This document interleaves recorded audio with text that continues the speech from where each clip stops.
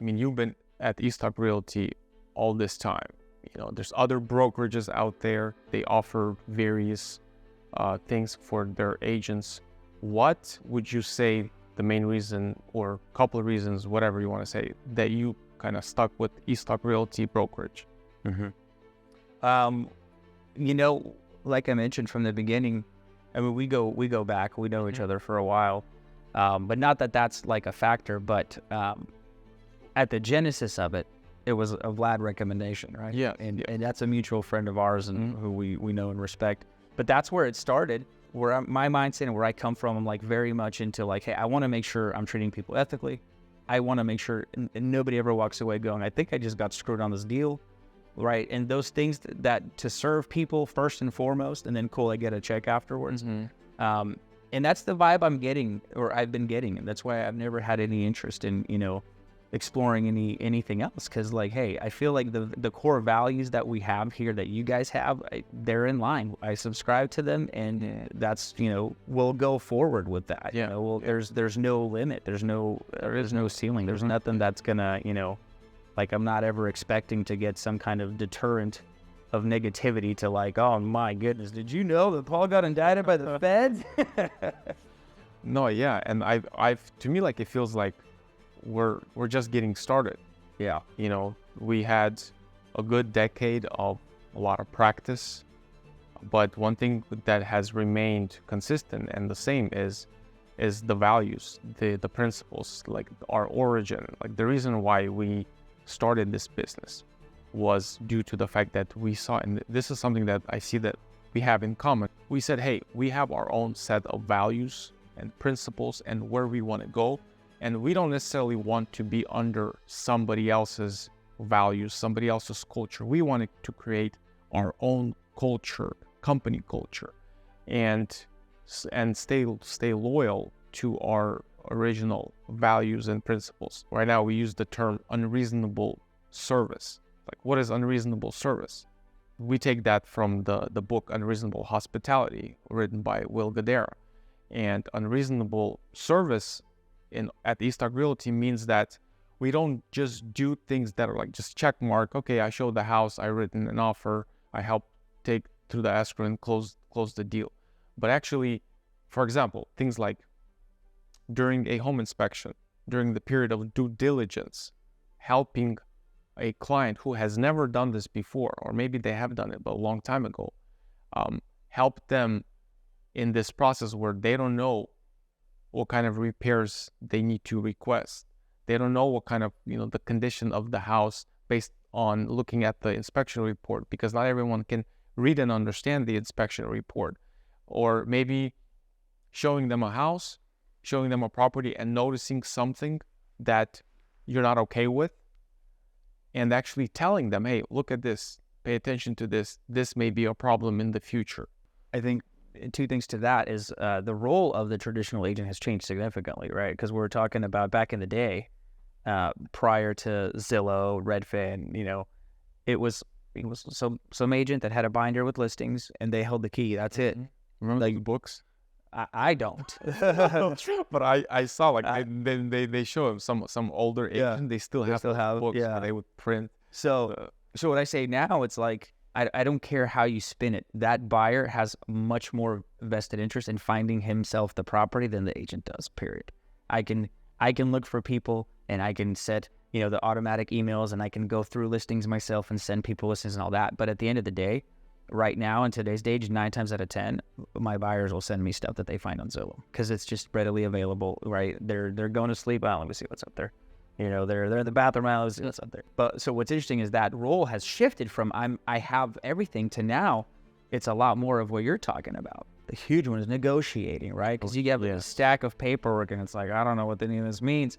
Well, that's where that agent steps in. And what I've noticed, like a lot of times, even with like some buyers that come across, or sellers even that come across to be the savviest of sellers, in the heat of the moment, right, when they're picking offers or they're negotiating, it's like sometimes people forget everything they know. And you got to be the one that kind of sits there and puts the pieces together and like explains how and why this is a good offer. This is a very good offer. You know, the interesting about negotiating is that you can learn how to negotiate. You can be an expert in negotiating. But there's this other part, is willingness. A lot of agents, they don't have the motivation to do it. Maybe they've already done business for 10, 20 years. And they're like, you know what? I just don't have the energy. I just need 12 closed transactions a year. Now I'm good.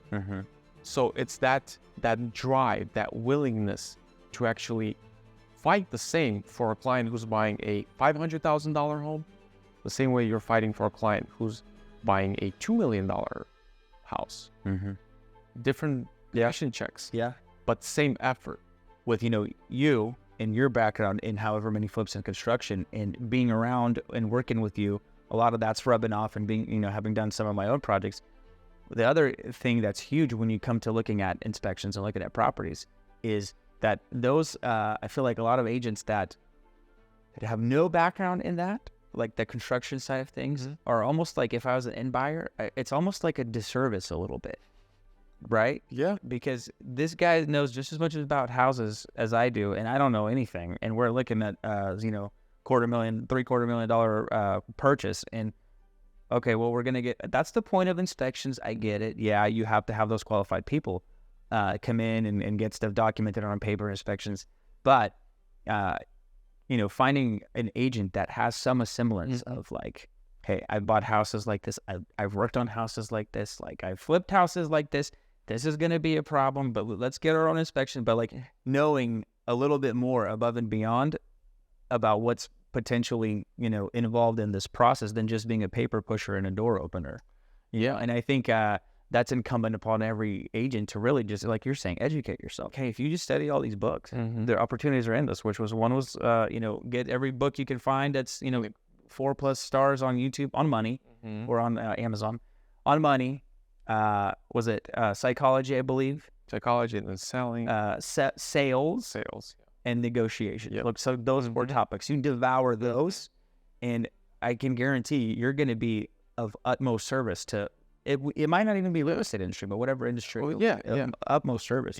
I think that going forward, it's going to be a lot easier for someone who wants to become great in real estate, for them to be at the top, because majority of people, they don't have that desire to learn, to become better at negotiate, because there's always room for improvement. No matter what you do, you cannot say, oh, I've reached the top, I'm good from here. There's always ways that we can improve it. And here's an example. So yesterday, I went to show this property in Newcastle. I mean, that property was really, really rough. But here's the interesting dynamic that kind of showed me what really happens when an agent works with the buyer, how completely different perspectives are there at play, and how we as agents have a responsibility to be the kind of guide that will help a client who sometimes doesn't really know much about what awaits them after, let's say, they get this property. So this client pulls up, he walks around this property, and I came there a little bit earlier, and I walked around, and I'm like, okay, I already have a dollar amount in mind, what I think it would cost just to remodel the house. I'm not talking about anything else besides the actual structure of the house. He drives up, he looks at the location. The location is great, nice view, it's right on the hill. And he's like, oh, this is a great property, and he's kind of, in his mind, as we're walking around and talking, he has a ballpark of what it would take and how long it would take for him to turn around and make this house livable. And me and him, we're way off. I'm looking at the failing retaining walls. I'm looking at how they screwed up when they graded the property. I mean, they did not grade the property properly. All the steps outside need to be redone because they don't conform with the current code, So I'm seeing so many red flags about pretty much everything.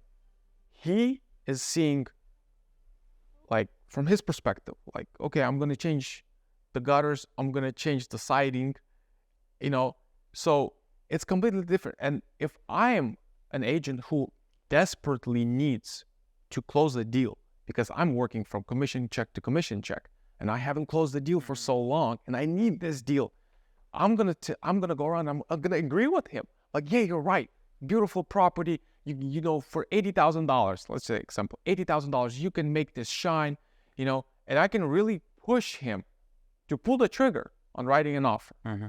Or the responsibility I'm talking about, that, like, no, brother, you're way off.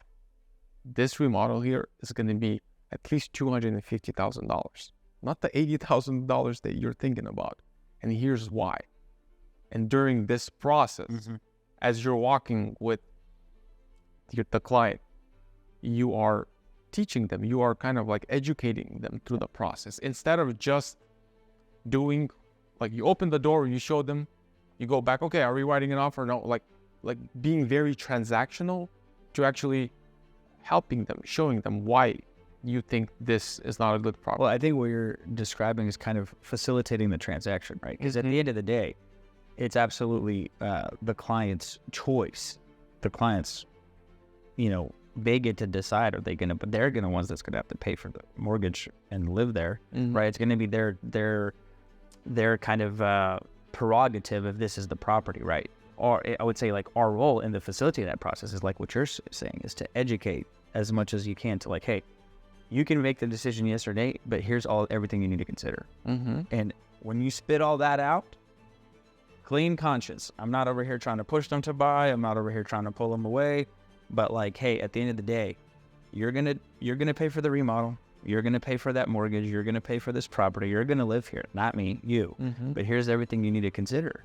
And here's what I see in my experience, what this is gonna cost, what this is gonna cost. And hey, don't take my word for it. Let's verify it. Go get a contractor, come in or whatever. You know, so I think part of, like, doing the right thing for, you know, going back to kind of what we value as the company is, at the end of the day, I want to go to sleep making sure that I haven't done anything to wrong anybody in this business. Like I said, I don't need to have somebody call me 2 years down the road talking about how they think I screwed them because I pushed them into a property or something like that.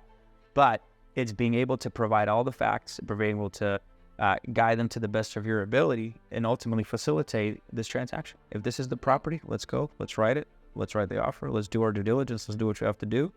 And, you know, that way you're not the guy that's pushing them towards one product because it pays more or whatever else, right? You hear, unfortunately, this industry just maybe a hair above the used auto sales industry as far as, you know, reputation of people. And so I think when you have a firm, a company, a team, and people that who value these principles, I think it's going to go far. I think it's going to go a long way, and then, you know, that reputation will stand true, you know. And I think this kind of culture and environment in the company will attract the right people. The right people will show up, because the wrong people, they're not going to be attracted to this kind of culture because it's not for them.